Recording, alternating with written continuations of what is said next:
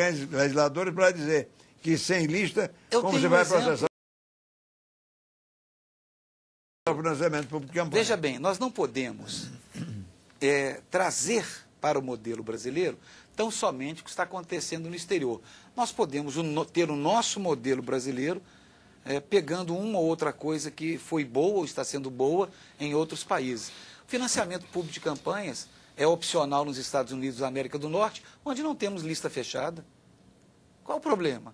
Então nós podemos ter sim. E com isso, quando nós invertemos a pauta inclusive, invertemos a ordem de votação. Agora nos Estados Unidos é diferente. Ok, mas não é uma... O mecanismo de financiamento eleitoral se baseia em doações. Ok, mas ele é opcional. Mas ele é opcional. Você pode optar também pelo financiamento público, como não. Então nós podemos ter uma opção dessa maneira aqui também no Brasil. Há que se estudar essas coisas. Um sistema misto, público e privado. Exatamente, exatamente. Outro detalhe, o que aconteceu? Quando nós invertemos essa ordem, nós tínhamos a questão da janela que estava sendo preparada. Aí, bem disse o deputado Mauro Benevides, por que o TSE, por que o Supremo legislou, principalmente o Supremo, em cima da questão da fidelidade partidária? Porque nós estávamos para votar isso, não votamos e obrigamos o Supremo a legislar em relação à fidelidade partidária, que virou ad eterno. Então nós temos que ver essa possibilidade da janela, digas de passagem, um vasculhantezinho, né? Uma janelinha. Aí tem que ser não podemos abrir. Constitucional. Exatamente, e não podemos abrir também como estava antes.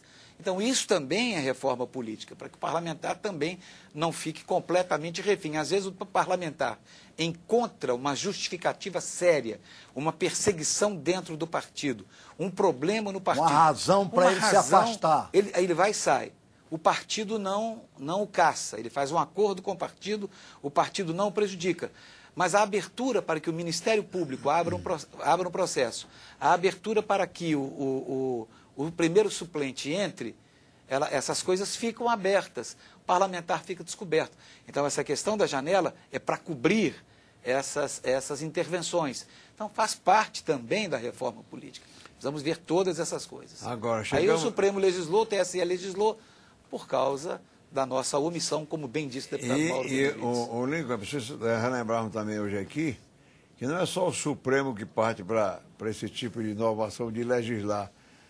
Quando nós nos omitimos na fixação, se não me engano, em 2004, do número de integrantes das câmaras municipais, também. O que é que ocorreu? O Tribunal Superior Eleitoral, então presidido pelo ministro Sepúlveda Pertence, baixou exatamente uma resolução estabelecendo a quantificação das cadeiras no legislativo de todo o país. Por quê? Porque nós não praticamos aquilo que era nosso dever, adotando essa posição e dirimindo uma dúvida que existia em todo o país. Resultado, isso suscitou uma série de reações, emendas aqui, querendo contestar a decisão do Tribunal Superior Eleitoral, e, finalmente, o Supremo Tribunal Federal chancelou a decisão adotada por um dos seus integrantes, que presidia, então, o TSE, que era o ministro Sepúlveda Pertence, exatamente em função da nossa omissão, da nossa negligência em decidir sobre matérias dessa relevância. A principal divergência entre o doutor Mauro Benevides e o senhor líder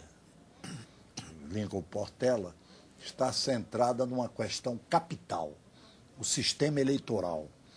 Ele acha que, para implantar o financiamento público de campanha, é indispensável instituir o voto em listas pré-ordenadas ou o voto em lista fechada. O senhor acredita que o voto majoritário, com o voto majoritário, será possível implantar um mecanismo do financiamento de campanha que o senhor sugere público e privado? Exato.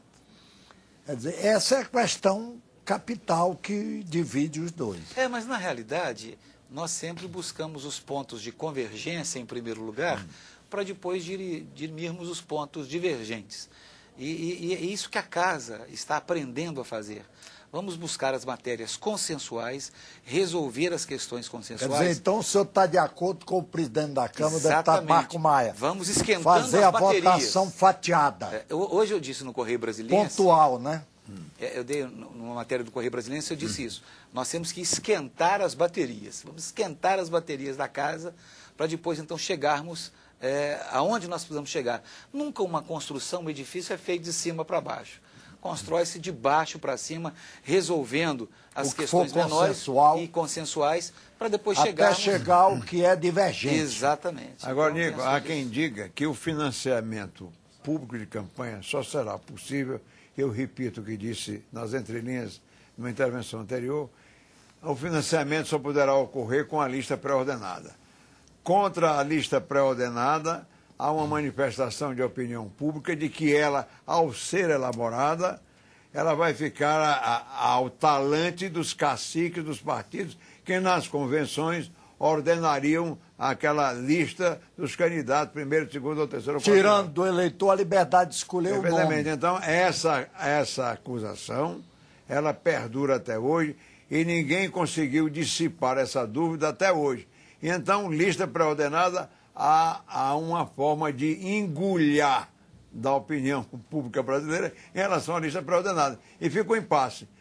Financiamento público sem lista pré-ordenada é possível? No caso, apontaram outro dia um debatedor apresentou. Por exemplo, um candidato a deputado federal bota 3 parentes para ser candidato também e vai receber o mesmo financiamento que não se destinará a eles, e sim ao candidato que é da preferência deles, que é o que tem maior possibilidade de se eleger. São dúvidas que existem, que estão aí para ser naturalmente esclarecidas em função de um debate amplo e, sobretudo, com essa antecipação, a fim de que a nenhuma decisão se chegue em função de interesses imediatistas, que isso desprestigiaria a nossa imagem e, consequentemente, da instituição que pertencemos, que é o Congresso Nacional. A dificuldade que eu tenho é do eleitor perder a oportunidade de votar nominalmente e ainda ter que pagar por isso. Esse ano, o fundo partidário, só esse ano, foi de 300 milhões de reais.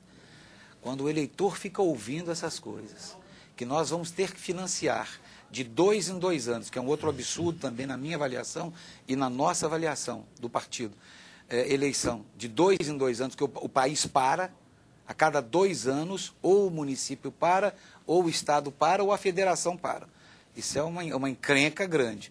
Então, a partir do momento que nós temos esse problema, o Brasil parando, o eleitor perdendo a oportunidade de ir à urna para escolher o seu candidato, e ainda ter que pagar por isso, vai dar mais ou menos uma média, nesses 4 anos aí, de 2,5 bi, incluindo financiamento público de campanhas, incluindo fundo partidário e voto por eleitor. Realmente eu não sei qual é a posição. Mais uma vez eu volto à imprensa. A imprensa, nessa última vez em que tentamos colocar, vindo do Executivo, o presidente Lula enviou para cá o projeto, da mesma forma com lista fechada e financiamento público de campanhas, é só acessarmos a internet que nós vamos perceber que pesquisas foram feitas e que a própria imprensa, vários colunistas conhecidos nacionalmente, entraram contra essa questão. Então é preciso também ver o sentimento da mídia, o sentimento da população, para que a gente não tenha nenhum problema. Talvez até, quem sabe, uma consulta popular fosse, como dizem os antigos, de bom alvitre. Quando o presidente da República interveio no processo, apresentando praticamente aquelas mesmas sugestões que estavam tramitando nessa casa, ele ofereceu um testemunho de que nós não estávamos sendo suficientemente capazes de, por nossa própria vontade e nossa decisão, nós elaboramos uma reforma política. Então, ele pretendeu dar respaldo em nome do Poder Executivo àquilo que é competência inerente a nós próprios, representantes do povo nessa casa. Evidentemente que ele exercitaria o direito de sanção, a prerrogativa de sanção, que a Constituição lhe defere. Mas ele interferir no processo, não é que ele não possa fazer, mas ele interferir no processo. Quando nós já estávamos nos movimentando aqui dentro desse objetivo, praticamente as propostas que ele enviou são aquelas mesmas que estavam nessa casa. Ele apenas quis respaldar com o prestígio que ele tinha, ou que ele possa ter, tinha na época, ele quis respaldar aquelas sugestões que já tramitavam nesta casa há vários anos. E por 2 vezes a lista fechada e o financiamento público de campanhas perderam aqui no plenário. Perderam a oportunidade. Perderam também na votação. Foram derrotados nas duas. Então nós voltarmos... Mas o como- financiamento não chegou a ser votado. Mas é claro que Só não foi- chegou a só ser, foi porque ele caiu ali. 32 Ele já caiu. votos. Ele já 32 caiu ali. votos, a derrota da lista Mas, olha, pré-ordenada. se Foi a perde lista, eleição- não foi o financiamento. Mas O acontece, financiamento é um mas estava detalhe. embutido, é um detalhe que estava embutido, que pesou para que a lista não fosse aprovada. Ele trouxe peso em cima.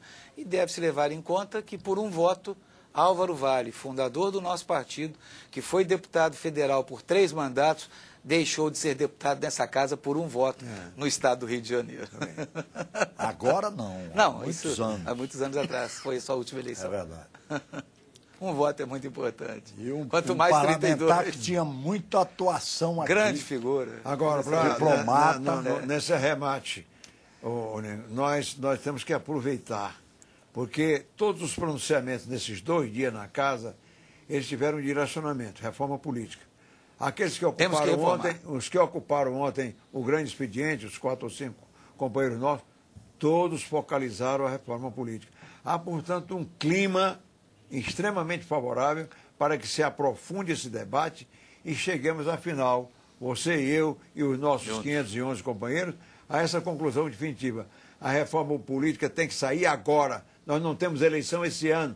O momento adequado é esse. Vamos partir com esse ímpeto reformista É verdade. E o para partido- adotar a país uma reforma que nós batalhamos por E ela. todos nós mas até concordamos hoje, Claro, com ele. incapazes plenamente de com Mauro concretizá-la. Benevides. E o Partido da República já tem dado a sua colaboração, continuará dando a sua colaboração. Nós queremos a reforma política. Agora queremos discutir os pontos da Claro, reforma política. claro. E é natural que queiram discutir. É verdade. Eu queria aqui agradecer a presença dos deputados Mauro Benevides, do PMDB do Ceará, que é um veterano defensor da reforma política, e Lincoln Portela, líder do PR, também a favor da reforma política. Muito obrigado pela audiência e até o próximo Brasil em Debate.